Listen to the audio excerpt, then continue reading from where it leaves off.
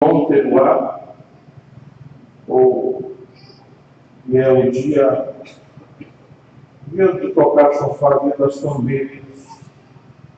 O dia profético que Paulo vai falar a respeito de morte, de ressurreição e de arrebatamento, e ele vai usar o toque do chofar, o toque da trombeta, como esse despertamento, né?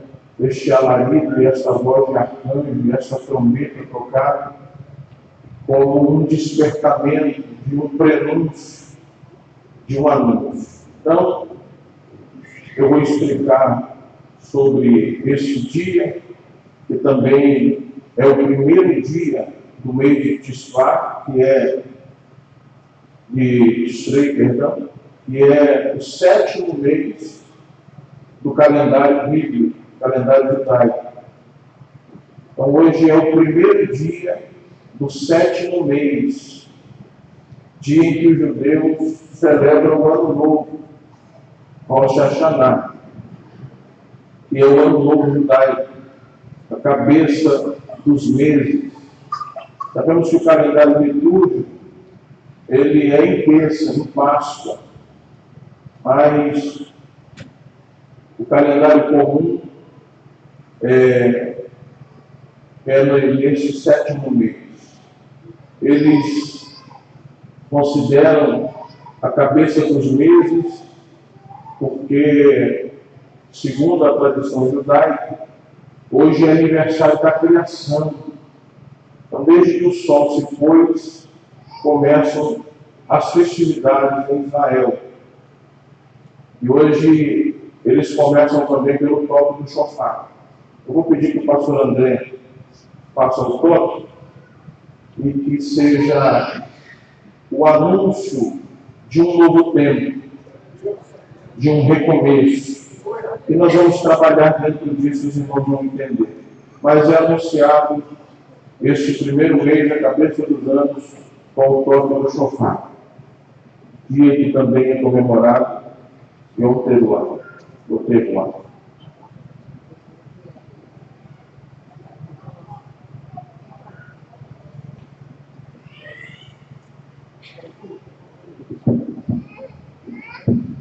Se falhar, não rimando, porque está destreinado, né? Então, eu disse para ele hoje que tinha falta de sofá.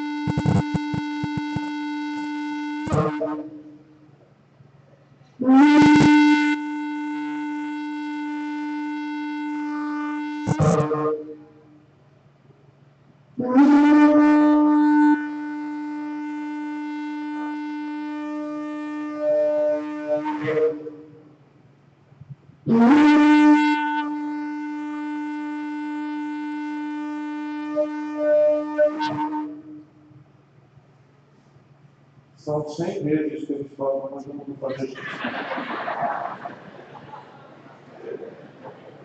Descendo aí, eu vou ensinar você a soltar Feliz Ano Novo, um Ano Novo doce. Eles comem hoje maçã e mel. Depois você der tempo, eu dou a explicação por quê. Mas você vai virar para o seu irmão e vai dizer assim: Shana Tová, o Meituká. Significa Feliz Ano Novo, tem um Ano Novo doce.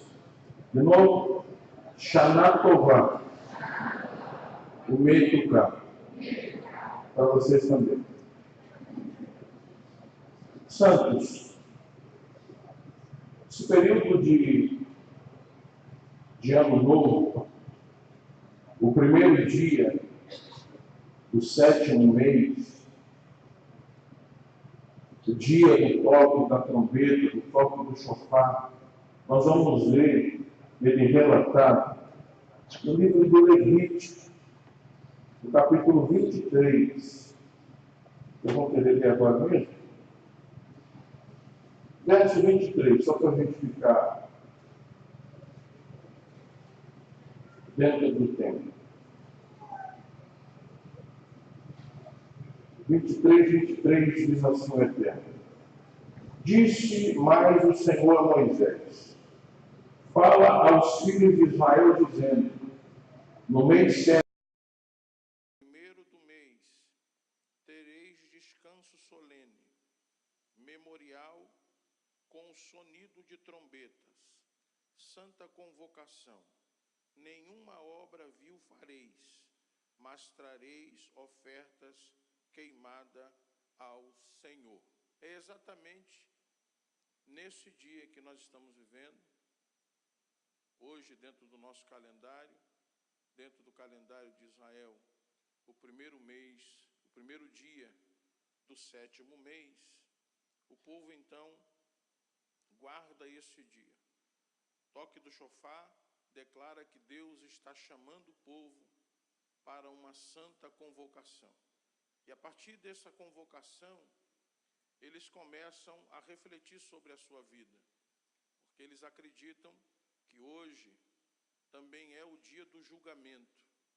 Eles acreditam que hoje, durante esses 2 primeiros dias da cabeça do mês 7º, o Eterno abre o livro da vida e ele confere os nomes que estão escritos.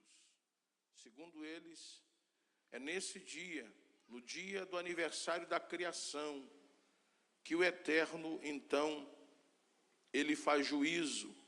Ele abre o seu livro, e você vai ver durante muitas passagens na Bíblia, inclusive lá atrás ainda no livro do Êxodo, capítulo 32, verso 32, quando Moisés está intercedendo pelo povo. Preste atenção, porque é difícil falar de muitas coisas, e que a gente não estiver caminhando junto, vai ficar a gente perdida pelo meio do caminho. O próprio Deus, Moisés intercedendo pelo povo, Moisés então pede a Deus que, se é para exterminar com o povo, que Deus risque o seu nome do seu livro. E Deus diz a Moisés que Deus vai riscar o nome do livro dele aqueles que pecarem contra Deus. Então, a Bíblia vai ter algumas vezes falando que realmente há um livro, e esse livro é dedicado a Deus, o livro de Deus. Então, os judeus acreditam que tudo que nós fazemos, Deus escreve. Eles acreditam em até de mais de um livro: o livro dos bons, o livro dos maus e livros dos intermediários. É como se fosse um purgatório judeu. É mais ou menos. O morno também está escrito ali. Segundo a tradição, eles, nesse dia, no dia do juízo, todos os judeus acreditam nisso, viu? E no tempo de Jesus essa tradição já existia. E por isso Jesus vai falar algumas coisas relacionadas a isso. Então, eles acreditam que nesse dia, o eterno Deus Criador abre o livro da vida. E ele, nesse dia, dia de juízo, ele pode acrescentar nomes e ele pode tirar nomes, dependendo de como você se comportou nesse ano. É de ano a ano. Dependendo de como você se santificou, das obras que você realizou, Deus, ele pode tanto riscar o nome de alguém, como ele pode acrescentar o nome de alguém. Então, neste começo de ano para os judeus, o ano novo dos judeus, a cabeça dos anos, eles, a partir de hoje, refletem sobre a sua vida. O que eu fiz de bom, o que eu fiz de mal, o que eu fiz de não tão bom e o que eu fiz de não tão mal. Então, eu preciso rever os meus conceitos, eu preciso rever os meus valores, eu preciso rever os frutos e as obras que têm passado pela minha mão. É nesse período que eles fazem uma reflexão de vida, fazem até limpeza em casa, tira tudo do lugar. Há uma reviravolta na vida deles. E eles começam a examinar.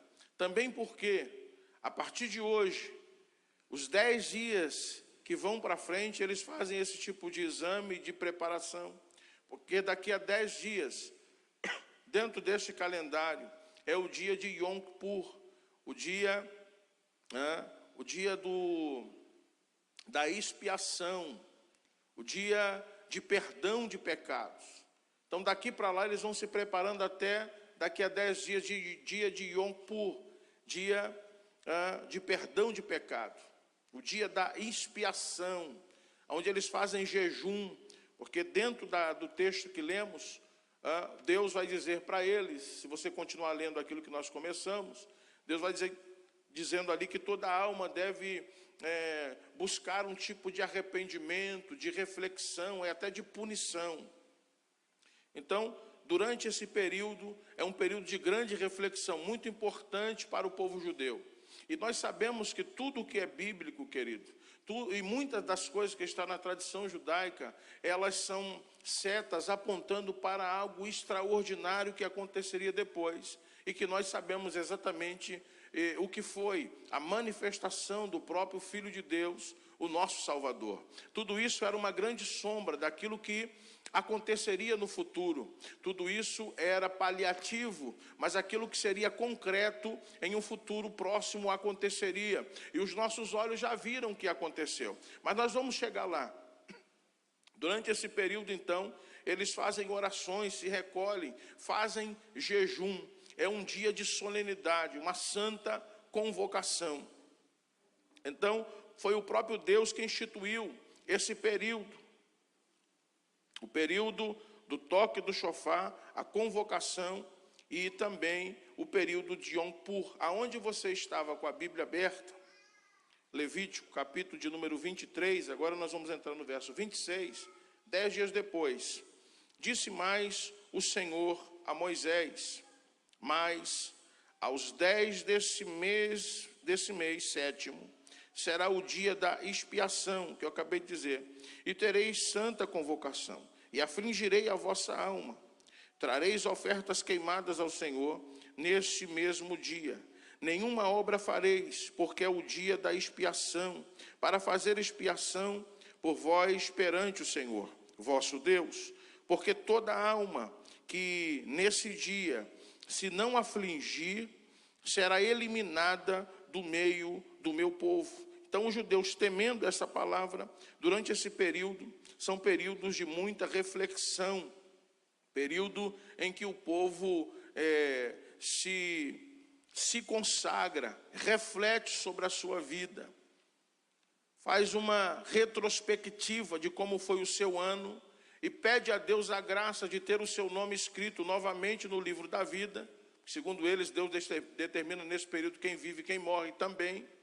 Eles pedem a Deus a chance de viver mais um ano e de tentar fazer durante esse novo ano, essa nova oportunidade, aquilo que eles não fizeram durante o ano que passou. E se não morre, se faz tudo certinho, entendem que Deus deu uma outra oportunidade. Então entra no período da festa de Yom Kippur, o dia da inspiração. Aí você vai voltar um capítulo, no capítulo de número 16, para que a gente entenda.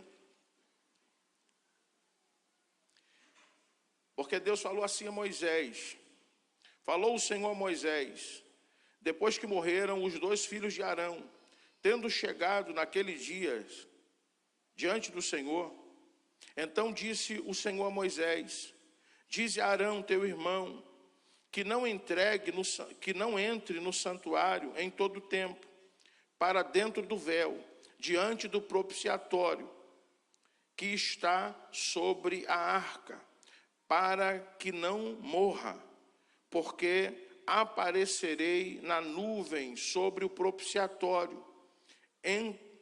Entrará Arão no santuário com isso, um novilho para a oferta pelo pecado e um carneiro para holocausto.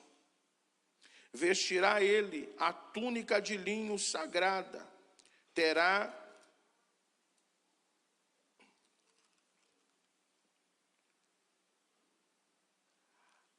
as calças de linho sobre a pele, cingir-se-á com o cinto de linho e se cobrirá com a mitra de linho. São estas as vestes sagradas. Banhará o seu rosto em água e então as vestirá. Da congregação dos filhos de Israel tomará 2 bodes para a oferta pelo pecado e 1 carneiro para o holocausto. Arão trará o novilho e a sua oferta pelo pecado e fará expiação por si e pela sua casa. Também tomará ambos os bodes e os porá perante o Senhor, à porta da tenda da congregação. Lançará sorte sobre os 2 bodes, um para o Senhor e outro para o bode emissário. Arão fará chegar o bode sobre o qual cair a sorte para o Senhor e oferecerá por oferta pelo pecado. Mas o bode sobre o que cair a sorte para o bode emissário será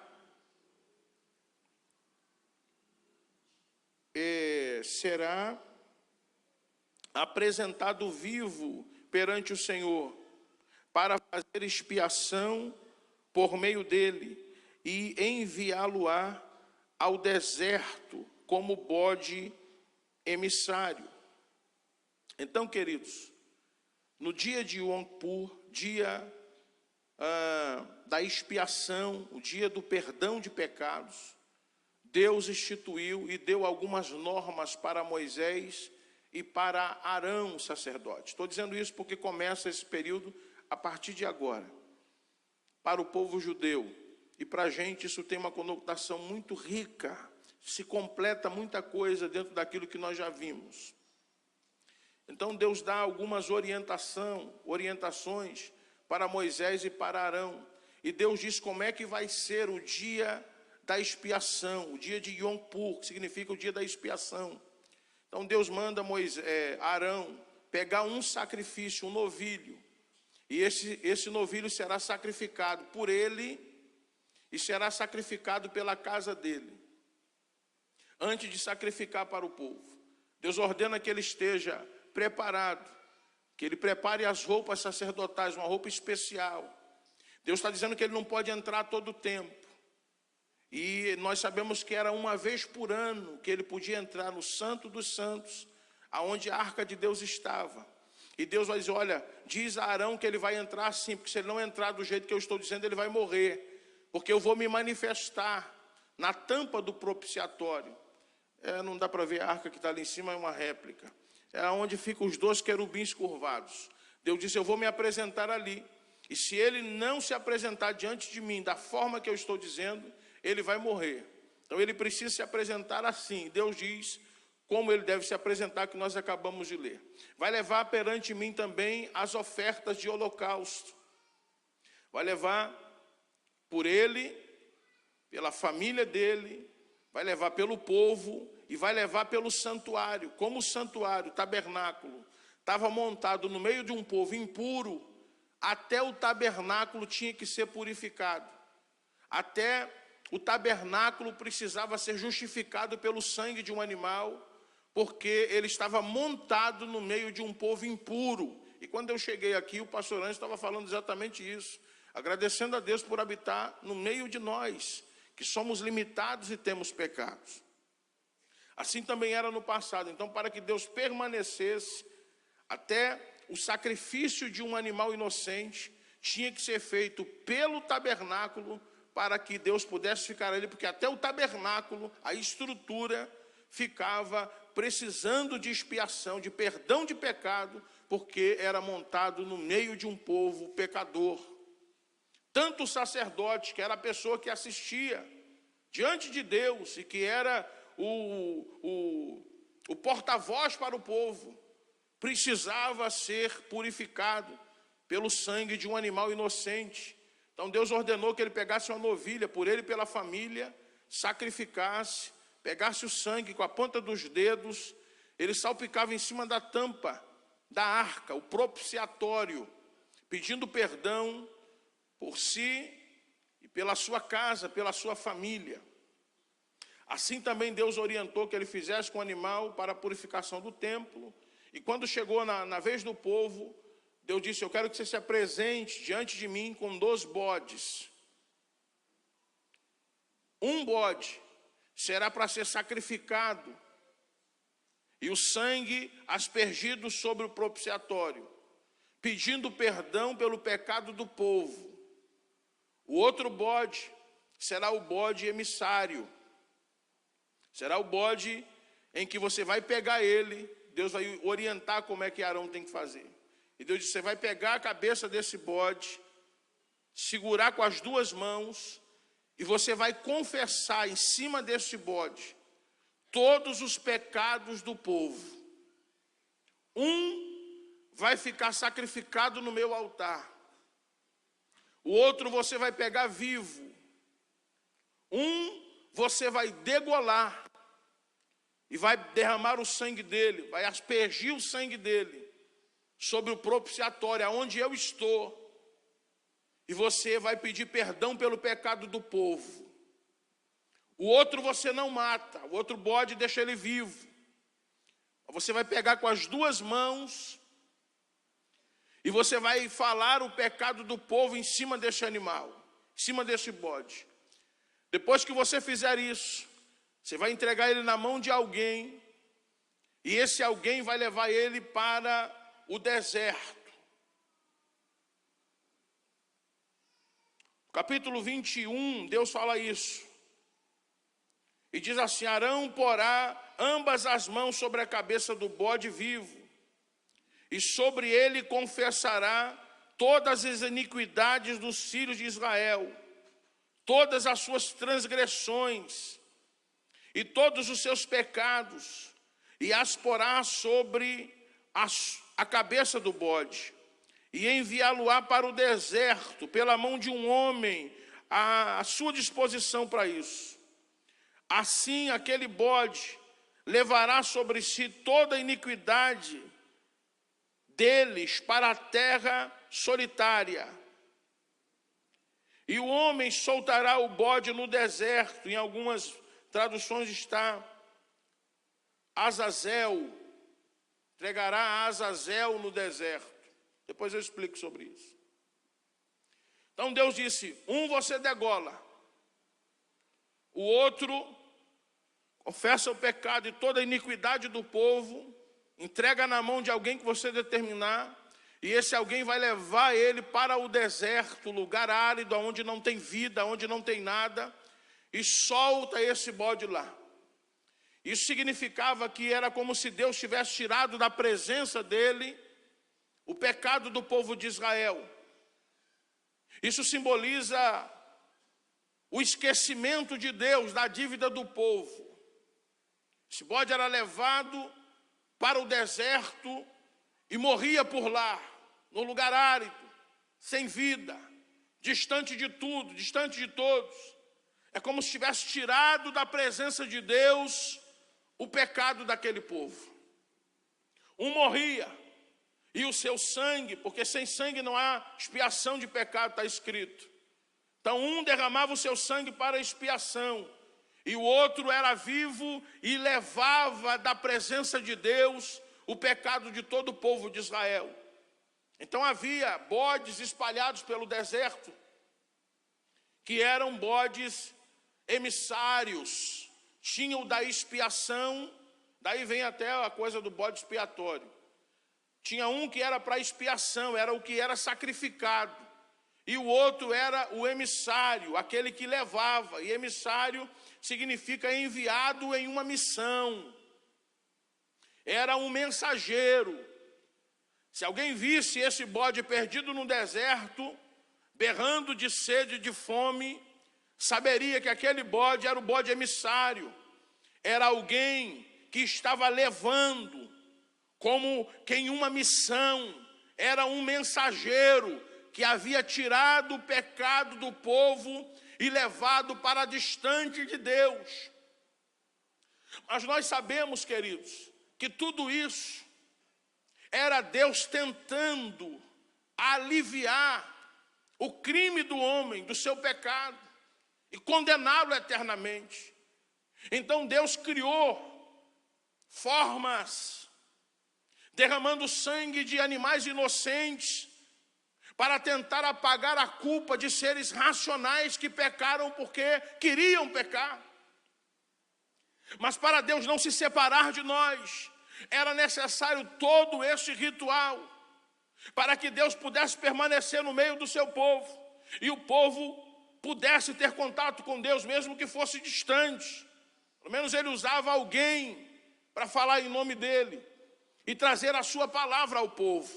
Mas ainda havia uma separação entre Deus e nós, os pecadores. Deus estava lá dentro do tabernáculo, a sua presença se fazia no Santo dos Santos, no centro da arca da aliança. O povo não podia tocar, e até mesmo o sacerdote, se não tivesse todo, o sumo sacerdote, se não tivesse todo um preparo, ao entrar despreparado, ele era fulminado, porque a santidade de Deus ia consumir o pecador que ali entrasse. Então tinha que ter todo um cuidado, todo um ritualismo para poder permanecer com a presença de Deus entre eles. E assim foi durante muito tempo na história. Israel a todo ano celebra essas datas ainda. Hoje não há mais o sacrifício dos animais, porque não há mais templo. O sacrifício foi interrompido, mas eles ainda param durante esses dias agora para refletir, para pedir perdão, para fazer jejum. Mas no passado havia essa forma que eu acabei de dizer para os irmãos, que nós vimos na Sagrada Escritura. Então havia um animal degolado no altar e outro solto no deserto. Alguém que havia retirado o pecado e levado esse pecado temporariamente para o deserto. Próximo ano, tudo aconteceria novamente. Alguns judeus acreditam que esse deserto, quando em algumas traduções está escrito aí Azazel, não sei se alguém tem essa tradução aí, ao deserto e a Azazel, segundo alguns estudiosos, este nome era um tipo de demônio, uma entidade cananeia, adorada pelos cananeus antigos, e que é como se o pecado tivesse saído dali e tivesse ido ao encontro do demônio, de Satanás, que estava também distante de Deus e condenado a estar só e vagando por lugares áridos, como dizia o próprio Jesus. A outra explicação é que é um lugar no deserto da Judéia, umas montanhas que recebem esse nome. Então é um lugar ermo, um lugar abandonado, um lugar onde não tem presença, um lugar distante. Era para lá que era mandado o pecado, na concepção de que assim como o diabo pecou e foi separado de Deus e foi lançado para longe, assim seria também o pecador. E para que isso não acontecesse, esse emissário, esse enviado na figura deste bode, levaria para distante de Deus o pecado. Não sei se eu estou conseguindo ser claro, porque é complexo mesmo de explicar. Então nós começamos a perceber, dentro de muitas explicações que tem dentro desse texto, uma coisa me chamou a atenção. E eu não quero aqui afirmar verdades. Eu quero apenas partilhar com os irmãos algumas curiosidades que às vezes o Espírito de Deus nos desperta. Então, desde o mundo antigo, Deus determinou 2 animais na preparação do perdão do povo por causa do pecado. Um sacrificado, degolado no altar, e o outro levado ao deserto como um mensageiro que para o deserto ia levar o pecado, se apenas para um lugar ermo, ou se levando a esta entidade cananeia, esse tipo de demônio, o pecado do povo, para dizer, o pecado e você estão juntos aí, longe e distante de Deus. O pecado isola o homem de Deus, o pecado tira a vida daquele que quer estar perto de Deus. Lugar ermo, deserto, distante, frio, abandonado, sem nada. Pensando nisso, eu comecei a olhar para o Novo Testamento, eu comecei a querer fazer alguns links do Novo com isso que acontecia no passado.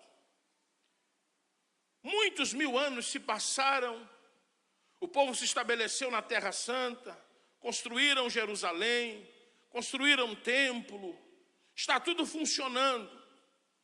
De repente, a Bíblia diz no no Evangelho de Jesus, segundo escreveu Mateus,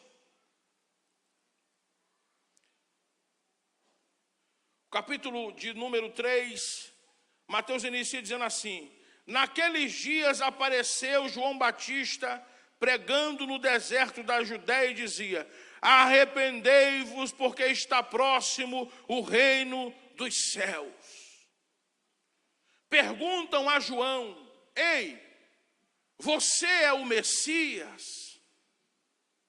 Ele diz assim: não, eu sou a voz do que clama no deserto. E o que João prega, clama e anuncia no deserto é sobre pecado e a necessidade do arrependimento por causa do pecado. Quem via, eu não estou dizendo aqui verdades, eu estou linkando e estou trazendo os irmãos comigo a uma reflexão, amém? O bode que estava lá no deserto carregando o pecado, ele levava uma mensagem quando alguém encontrava com ele. Quando alguém encontrava, aquele bode falava sobre pecado. Quando alguém encontrava com aquele bode berrando, gritando de fome e de sede, alguém dizia assim: é o emissário. E emissário é mensageiro. Ele carregava uma mensagem com ele.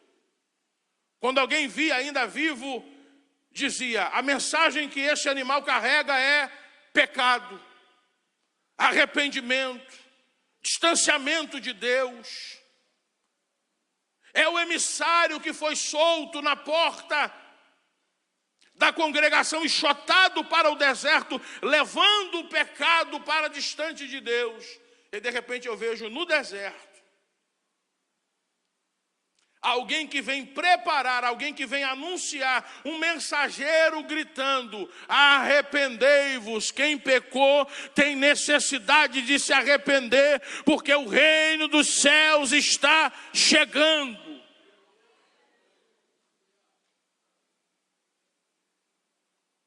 E ele não sai para Jerusalém, até porque João é profeta, João é filho de Zacarias, ele tem que estar em Jerusalém.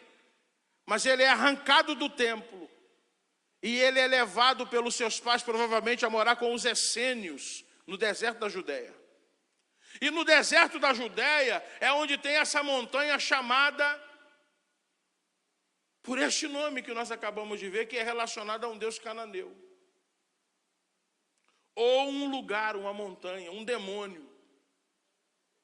É no deserto da Judéia. E João não sai dali. João permanece no deserto da Judéia anunciando pecado e arrependimento. Pecado e arrependimento. João só fala de pecado. A mensagem de João é: cuidado, pecado, se arrependa. Cuidado, pecado, se arrependa. Tome vergonha, direito à sua vida. Estão ensinando vocês a fugir da ira vindoura, vai chegar.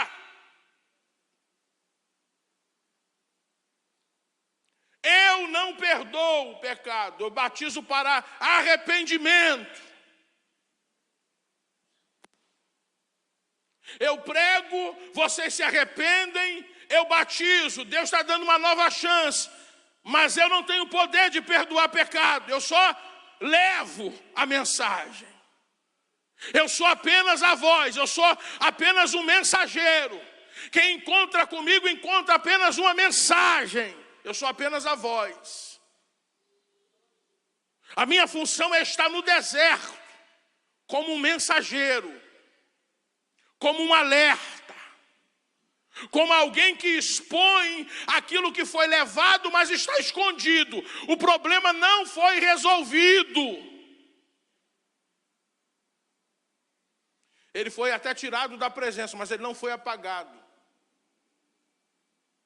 Deus ainda se lembra. Porque Deus lembra. Todo ano você tem que refazer o processo. Porque Deus lembra. Toda vez que você pecar, João dizia, tem que batizar de novo.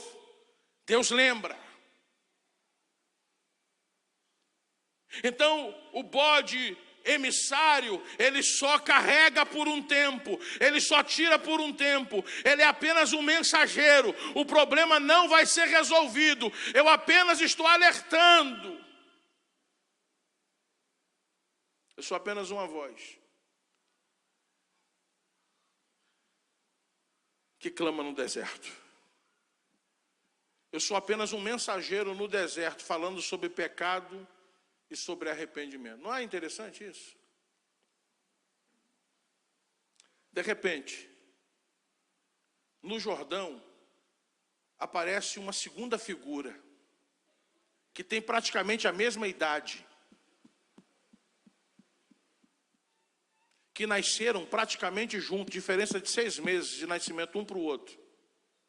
Muito parecido.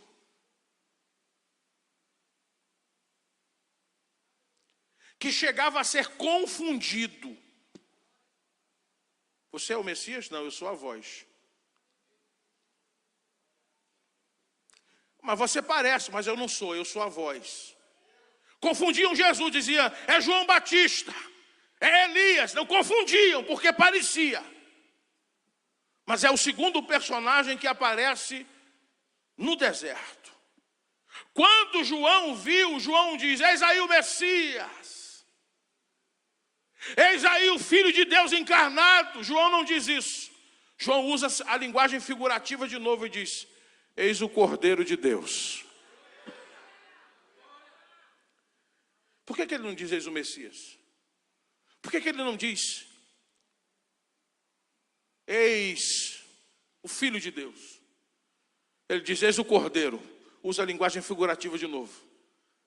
Que vai como eu aliviar por um tempo o peso do pecado, que vai tirar e levar para longe por um período de 1 ano o peso do pecado. Não, ele é diferente de mim. João diz, esse é aquele que eu disse que era maior do que eu. Ele é diferente de mim. Ele é tão diferente de mim que eu não sou digno de desatar a sandália dos seus pés. Eu sou apenas um mensageiro. Eu sou apenas um enviado. Eu estou apenas com uma missão. Eu fui mandado para o deserto para gritar sobre pecado. Ele nem precisava abrir a boca. Quando alguém olhava para João, já sabia que ele era o protesto. É alguém que fala de pecado, de justificação e de arrependimento. Exatamente como aquele bode que alguém encontrava no deserto da Judeia, berrando e dizia, deixa eu sair de perto, porque a mensagem que esse bode traz para cá é pecado, que nós precisamos nos arrepender, que nós pecamos contra Deus e que Ele tirou da frente dele, mas Ele não esqueceu. E o ano que vem a gente precisa fazer tudo de novo, porque é uma sequência infinita. Quando Jesus chega no deserto da Judeia, João disse: esse é o Cordeiro de Deus que tira o pecado do mundo. Aí, olhando para esse panorama, eu enxerguei na beirada do Jordão os dois bodes. Um que precisa ser degolado diante de Deus e o seu sangue aspergido para purificação, para perdão. E o outro o que leva. Mas olha que coisa interessante. Como é que a coisa agora se inverte e Deus coloca as coisas no devido lugar? Como é que João Batista morreu? Hein? Degolado. O primeiro que saiu vivo não tinha poder de apagar pecado. Ele tinha o poder apenas de tirar da frente de Deus, mas Deus não esquecia. O segundo era sacrificado diante de Deus, mas não resolvia o problema. Quando Jesus se manifesta, Deus troca a ordem, Deus coloca a coisa no devido lugar. O que saiu vivo agora precisa ser degolado e morrer. Será que a morte de João Batista foi simplesmente coincidência ser degolado? Será que João Batista morreu degolado por coincidência?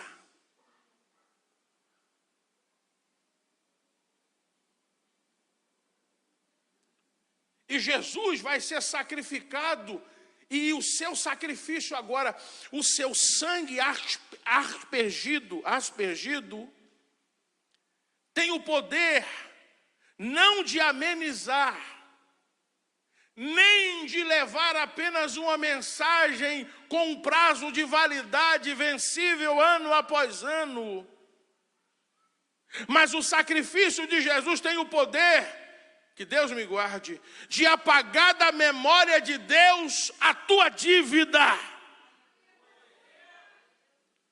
E mesmo que alguém se levante no deserto para te acusar, Deus vai dizer: não me lembro. Mas olha o bode gritando sobre o pecado. Contra quem? Contra ele. Engraçado. Não consigo me lembrar. E daquilo que eu não me lembro, não posso julgar para não ser injusto.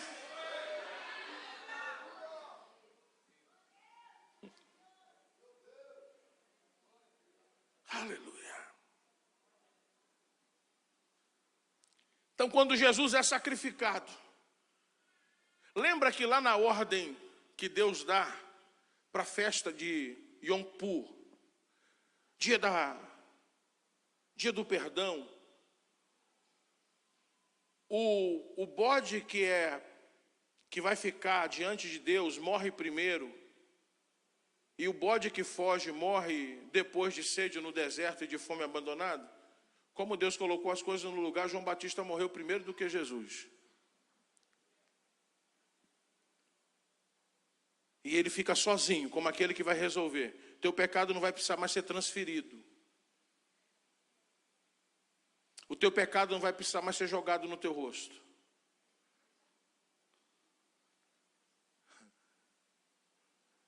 O teu pecado já não precisa mais de sacrifício, ano após ano.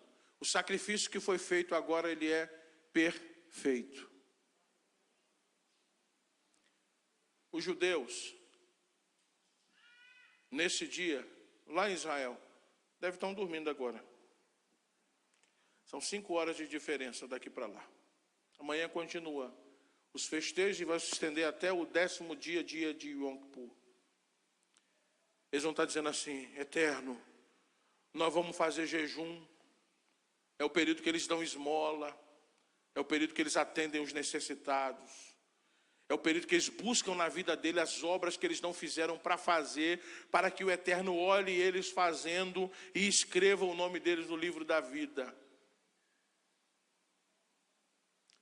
Depois do segundo sacrifício perfeito, não é mais pelo que você pode fazer que Deus vai escrever ou tirar o teu nome no livro da vida. Independe do que você faça, porque tudo o que você fez não mudou nada. Não adianta ser bonzinho, não adianta ser caridoso. Se não passou pelo sacrifício, Deus se lembra do teu pecado. Se você assumiu o sacrifício e aceitou o sacrifício de Jesus, Deus não se lembra mais. O teu pecado é jogado no mar do esquecimento. Isso não te dá legalidade para pecar. Isso te dá temor para nunca mais pecar. Então o judeu, para ter o direito do seu nome escrito no livro da vida de Deus, ele precisa fazer coisas. O crente que foi alcançado pelo sacrifício de Jesus tem a consciência de que nada que nós fizermos vai mudar a nossa sentença. O que mudou a nossa sentença foi o que Jesus fez. O sacrifício de Jesus, ele tem o poder de não amenizar. Ele não tem o poder de transferir, ele tem o poder de apagar o teu pecado. Impuros. Querido, a coisa era tão séria que o cara que levava o bode para o deserto, quando ele chegava, ele não podia entrar no arraial. Ele tinha que tirar a roupa e tomar banho do lado de fora, trocar de roupa para poder entrar. Só porque ele levou um animal que era o emissário que levava o pecado. Em Cristo, nós somos impuros pelo pecado, mas no sacrifício dele, nós somos lavados e nos tornamos alvos como a neve. Você consegue perceber a grandiosidade disso? Lembra que o judeu, ele tem a consciência daquilo que Deus falou em Êxodo 32, eu vou riscar o nome no meu livro de quem pecar contra mim. Então, por isso eles têm medo e eles fazem isso tudo para que Deus não risque o nome deles no livro da vida. Abra comigo em Apocalipse capítulo número 3.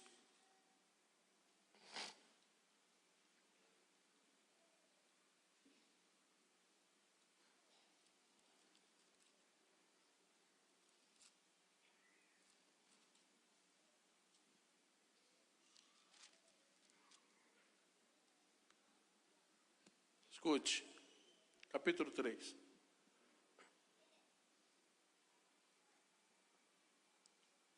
Os judeus, até hoje, no dia de hoje, especificamente no dia de hoje, morrem de medo de Deus abrir o livro do juízo, porque eles acreditam que o dia de Rosh Hashanah é o dia do juízo e Yom Kippur é o dia do veredito.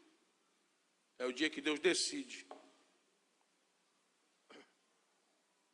Eles morrem de medo de não ter o seu nome escrito lá, pelas coisas que eles fizeram, pela caridade que eles fizeram, pela ajuda que eles deram aos pobres. Eles morrem de medo de Deus abrir o livro e não achar o nome deles ou riscar o nome deles do livro da vida. Porque eles acreditam que ano após ano Deus reescreve e Deus apaga nomes, risca nomes. Depois que Jesus foi sacrificado, apareceu um outro livro oculto ao nosso entendimento. A Bíblia sempre falou do livro da vida, livro de Deus, até que João fala de um outro livro, chamado Livro da Vida do Cordeiro. O Cordeiro que foi imolado. E aí o capítulo 3 no verso 5 diz assim Jesus: o vencedor será assim vestido de vestiduras brancas, e de modo nenhum apagarei o seu nome do livro da vida. Pelo contrário, confessarei o seu nome diante de meu Pai e diante dos seus anjos. Quem tem ouvidos, ouça o que o Espírito diz à igreja. Em Apocalipse 21, 27, em Apocalipse 13, 8, vai dizer desse livro que eu acabei de dizer, o livro da vida do Cordeiro. Então Jesus está dizendo aqui para nós que depois do seu sacrifício, depois que nós fomos lavados no seu sangue, não há mais culpa, não há mais mancha, não há mais ritual que tenha o poder de nos purificar. Uma vez lavados no seu sangue, tendo as nossas vestiduras lavadas no seu sangue, elas se tornam alvas como a neve. E assim sendo, Jesus nos dá uma afirmação: de nenhum modo, não existe modo algum que possa apagar o seu nome do livro da vida. Pelo contrário, não é pelo que você faz mais, é pelo que Jesus fez. Não é porque você é bonzinho ou mauzinho, é pelo que Jesus fez. Deus não está mais riscando e nem acrescentando nome. Os nomes que estão acrescentados são aqueles que o Cordeiro resolveu escrever. E uma vez que o Cordeiro escreveu, jamais, de modo algum, pode ser apagado. Porque quando eu aceito a Jesus, de fato, porque quem aceita Jesus não vive mais na vida velha. Quem aceita Jesus não precisa mais estar se sacrificando tolamente. Ele acredita que o sacrifício de Jesus é o suficiente. Ele não acredita que ele recebe perdão porque ele jejua. Ele acredita que ele recebe perdão porque ele se arrepende. E aí o sacrifício de Jesus é válido na vida dele e Deus perdoa o seu pecado. Uma vez que ele aceitou a Jesus, ele acredita que o nome dele está escrito na vida e não tem forma de ser apagado, porque quem escreveu o nome dele foi quem o salvou. Então não é pelo que eu fiz, não é pelo que eu faço, é pelo que ele fez. E o que ele fez me constrange ao ponto de não continuar fazendo o que eu fazia. No batismo de João, quantas vezes se pecava, quantas vezes tinha que ser batizado. No batismo de Jesus, é pá e pum. Ele marca para sempre. João dizia: eu batizo com água, mas depois de mim vem alguém que é maior do que eu, hein? Ele vai batizar com água e com fogo. E deixa eu falar um negócio para você aqui, que eu já até disse aqui. Todo mundo que se batiza com água, principalmente no deserto da Judéia, dependendo do período, 50, 60 graus. A gente já pegou quase 60 graus no deserto da Judéia, em Massada e no Mar Morto. Você fica igual passarinho com a boca aberta, sem aguentar respirar de tão quente. É por ali que passa o Jordão. Você acabava de mergulhar dentro do Jordão, todo mundo que olhasse para você sabia que você tinha se batizado. Você estava todo molhado, despenteado. Acabou de ser mergulhado dentro da água. Você ficava ali com 5 minutos. O corpo ia secando, 10 minutos, a roupa já está toda seca pela temperatura, e você já se confunde de novo no meio daqueles que não tomaram banho, no meio daqueles que não se molharam. Então quem olha e chega depois, você é mais um ouvinte, já está seco. Agora, se eu chego e vejo os molhados, eu digo: e ela batizaram, acabaram de nascer de novo, acabaram de se arrepender, acabaram de receber uma nova oportunidade. Mas se eu demoro muito tempo, quando eu olhar para você, você já está seco. A água seca. As marcas da água desaparecem num pequeno período de tempo. Agora, se queimar, não. Porque batismo significa mergulho, né? É mergulhar alguma coisa por completo. Essa é a origem da palavra batismo, vem do grego. É um mergulhar de alguma coisa dentro de um líquido, por exemplo, que você entenda. É um mergulho por inteiro. Essa é a origem da palavra batismo. Um mergulho. Um afundamento em alguma coisa, em algo líquido. Batismo é mergulho. E João dizia, eu mergulho vocês na água, daqui a pouco seca. Vocês vão querer tomar banho de novo. Daqui a pouco vocês vão pecar, vão querer batizar de novo. Mas depois de mim tem um que vai batizar, traduzindo a palavra, vai mergulhar vocês no fogo. E se você pegar alguém com o corpo 100% queimado, nunca mais as marcas vão sumir. Se Jesus passou pela sua vida, as marcas são visíveis e elas não conseguem ser removidas. Você pode até querer dar um de discípulo de João, batizado temporário. Você pode até querer estar andando aí com o bode mensageiro, escondendo, levou o pecado. Eu estou num ambiente aqui que ninguém sabe quem eu sou. Deus vai sempre abrir os olhos de alguém e dizer assim, você é diferente. Às vezes você está lá numa situação de pecado. Você é diferente, até para pecar tu é diferente. Você é crente? Aí tu, Você é crente, não é? Você está numa situação de pecado, levando uma situaçãozinha ali para lá, alguém te fechou e você, sangue de Jesus tem poder. Aí a pessoa diz, você é crente? Não, é o hábito. Não, você fala igual eles. Pedro, situação difícil ali, prenderam Jesus. E Pedro está acompanhando de longe. O nego fala mal de Pedro, mas Pedro teve coragem. Pelo menos foi de longe olhando, acompanhando. Quando Pedro falou,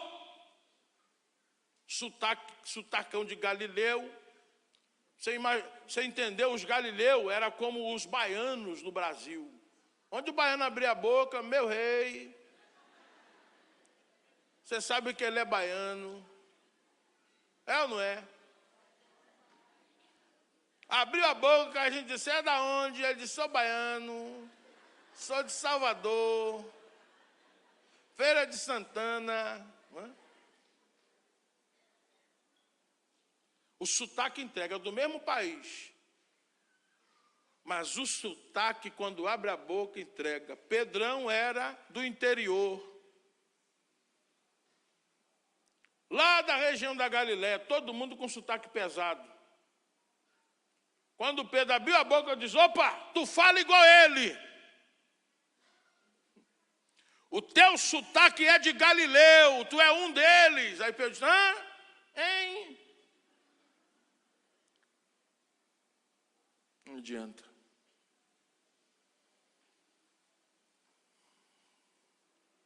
Você pode até tentar. Mas se você passou pelo fogo, marcou. É igual gado, pode estar perdido, mas se tiver a marquinha de ferro com fogo, tem quem apague. O ladrão não consegue apagar. O ladrão de gado não consegue apagar quando você tem a marca do fogo. Suponhamos que no deserto tenha realmente esse demônio aí, que os cananeus cultuavam. Como é que é o nome do bicho aqui? Deixa eu ver aqui. Azazel. Suponhamos que Azazel seja o demônio que estava lá no domínio dos pecados e da acusação. Suponhamos que Deus tenha enviado para esses espíritos lá. Jesus sai do Jordão e é conduzido pelo Espírito para o deserto da Judeia.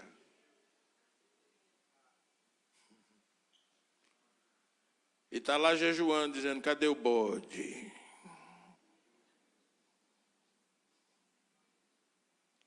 Cadê aquele que segura pecados? Porque o acusador, ele sabe tudo que você fez. E Deus não quer esconder dele. Então ele já faz um recado e manda um mensageiro dizer, olha, fez, pecou, fez um monte de coisa aí, ó. E ele sabe. Jesus sai do Jordão, o Cordeiro de Deus tem o poder de tirar o pecado do mundo e é guiado pelo Espírito para resolver um probleminha no deserto. Como eu já preguei aqui, ele mete o pé na porta, cadê o bode? E fica lá orando e jejuando, guiado pelo Espírito. 40 dias depois, o cara que tinha um relatório do bode chegou.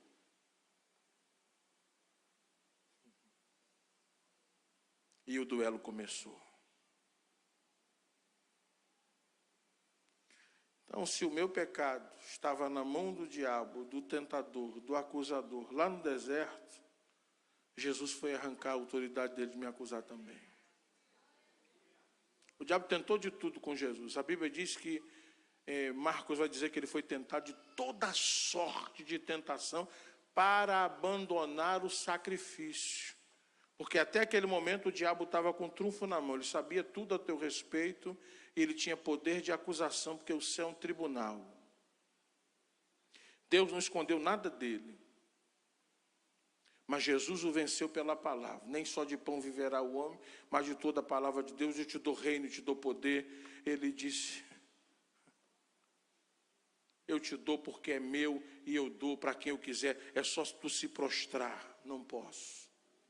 Se joga do pináculo, ao lado mais alto da calçada do templo de Jerusalém. O bico, a esquina, pula, se mata, se suicida, acaba logo com isso. Jesus, não, eu tenho que sacrificar. Eu vou ser sacrificado. E a hora que eu for sacrificado, eu arranco a tua autoridade. A autoridade que está na tua mão de acusação. Eu vou arrancar da tua mão, eu vou vencer, eu vou até o fim. Querido, então, se você está aqui essa noite, eu preciso que você tenha essa consciência de que foi pago por você um alto preço. E você e eu nem merecíamos. Mas Ele pagou. E uma vez que a gente aceitou, está válido. E Ele disse que nada, de forma alguma, de modo nenhum, pode apagar o teu nome que foi comprado, a tua alma que foi lavada, que foi remida no sangue de Jesus. Amém? Esteja você aonde você estiver. A marca do que te comprou, a marca do que te queimou, estará te identificando aonde você estiver, que Jesus passou pela tua vida. A gente muitas das vezes cansa e quer até abandonar tudo. É difícil. Eu conheço depoimentos de crentes que deixaram Jesus e procuraram a macumba, tu acredita? Depois me procurou e disse, pastor, você não sabe o que aconteceu. O que foi? Eu fui no centro, estava desesperado, acontecendo uns problemas aí comigo. Aí eu fui no centro. Quando eu cheguei lá, o demônio disse assim, você está fazendo o que aqui? Não, eu vim resolver um problema. Não, você pertence ao homem lá de cima, vai embora. Seu lugar não é aqui, procura uma igreja. O próprio diabo. Crente não presta para outra coisa, crente só presta para o céu. A terra não cabe mais você. Sabe por que você fica agoniado aqui? Porque aqui não é nossa casa. A gente está aqui de passagem, nós fomos comprados. Nós vamos voltar para casa. A terra não é o seu lugar. A terra não cabe você. O mundo não te cabe mais, você pode até se bater lá, você vai sofrer, vai sangrar, vai chorar, não é mais o teu lugar, o vazio vai ficar, porque o altar que foi inaugurado aí tem dono. Nada e nem ninguém, situação nenhuma é mais poderosa do que a certeza do teu nome escrito no livro da vida. Você está numa situação muitas das vezes até de queda, de distanciamento de Deus, mas há ainda lá no fundo alguém dizendo assim: teu nome não foi riscado, porque não é o que você faz, não é pelo que você faz, é pelo que eu fiz. Então desperta enquanto é tempo, porque enquanto houver vida em você, o sacrifício vai estar valendo. Agora, quando eu morro distante do sacrifício, significa que eu estou assumindo a responsabilidade. Mas enquanto eu for vivo, eu estou na dependência do sacrifício que já foi feito. Quando eu morro sem o sacrifício estar presente na minha vida, eu mesmo assumo a responsabilidade. E o teu sangue para nada serve. Teu sangue não justifica, teu sofrimento não justifica. Aí tem gente que diz assim: ah, pastor, mas adoeceu antes de morrer, sofreu tanto nesta vida, não é possível que Deus vá condenar esta alma. Ei, não é pelas tuas dores, não é pelo teu sacrifício, não é por causa da tua doença. Deus só enxerga uma coisa para perdão de pecados: o sacrifício de Jesus. Nada mais. Não é pelo que você faz na igreja, não é pelo dízimo que você dá na igreja, não é pela oferta que você entrega na igreja, é pelo que Jesus fez. Deus só enxerga isso, porque aí apaga da memória de Deus. Se não passou pelo sacrifício, Deus está lá no deserto procurando. Onde está o teu pecado? E Ele vai encontrar. Mas se você passou pela cruz, se você passou pelo sacrifício, Deus vai procurar, mas não vai mais encontrar, porque foi literalmente apagado da sua memória. Você que tem o nome escrito no livro da vida, fique de pé. Se você ainda não tem: pastor, o que eu tenho que fazer para ter esse direito? Crer, assumir que o sacrifício foi por você também, admitir que você precisa, admitir que nós somos pobres sem esse sacrifício. Não adianta o que você faz, assuma o que Ele fez, abrace a cruz, aceite o sacrifício do Filho de Deus. Ouça, quem tem ouvidos ouça o que o Espírito diz à igreja. Tenha certeza do seu nome escrito. Ouça essa mensagem, se arrependa dos seus pecados. Aceite o sacrifício de Jesus e será instantâneo. Seu nome sai de uma listagem e entra em uma definitiva para sempre.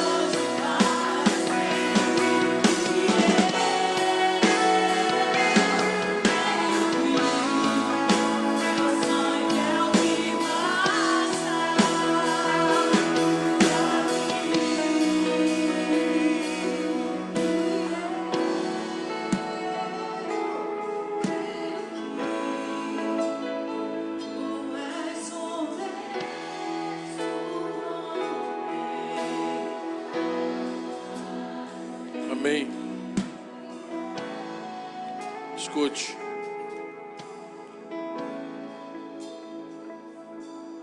O que foi perdido pode ser encontrado, mas o que foi apagado não pode mais ser recuperado. Às vezes a gente peca e a gente é, às vezes, iludibriado pelo bode que fugiu. Passa 3 dias, você esquece seu pecado, achando, Deus esqueceu também. O bode está vagando pelo deserto. Uma hora ele pode ser encontrado, porque o que é perdido pode ser encontrado. Pessoal, se você buscava aquilo que pode ser apagado, ouça essa mensagem, se arrependa dos seus pecados, aceite o sacrifício de Jesus, e aí você não vai ter apenas a sensação, porque se passou 3, 4 dias do seu pecado e isso já não pesa mais, de que Deus esqueceu. Deus não esquece pecados. Pecados podem ser apagados da mente de Deus apenas pelo sacrifício, pelo sangue de Jesus. Caso contrário, Ele é onisciente. É um dos seus atributos. Nós esquecemos, porque passa o peso da culpa. Deus não. Cuidado com o bode emissário. Ele não resolve o problema. Apenas o sangue de Jesus. Apenas o sacrifício de Jesus. De repente você está aqui hoje, não é crente, e gostaria de se entregar para Jesus. Você pode fazer isso agora. Se você está afastado do Evangelho, você também pode retornar à comunhão. Tem alguém afastado, quer voltar para Jesus hoje? Alguém não crente, quer se entregar hoje para Cristo? Não? Acenda as luzes, por favor, Pedro. Eu estou terminando. Passe, por gentileza, acende tudo. Lá na secretaria, o pessoal lá da igreja do pastor Hermes, da pastora Fernanda, estão lá, se inscreva. Não sei se é ingresso, como é que funciona. A nossa igreja foi abençoada com essa promoção que você não vai encontrar em outro lugar, só aqui, nem lá. Eu vou comprar lá, vai pagar mais caro.